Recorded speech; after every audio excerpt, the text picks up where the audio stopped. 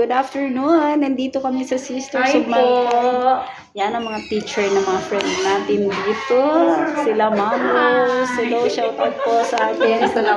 Ito yung office ng SMCCS. Kumuha lang ako ng record ng anak ko dito. Tingnan nyo, napakaganda at napakagagaling na mga teacher dito. Kasi galing dito ang aking mga anak. Kaya the best talaga sila sa eskwelahan ngayon dahil ito ang pinaka-foundations nila. SMCCS, always love me jolly. Okay? Ayan. Gusto ko ito. May mga pictures ako dati dito. Oh, tambay-tambay tayo dito. Ito yung office nila, friends. Ayan. Welcome po tayo lahat dito. No? SMCCS.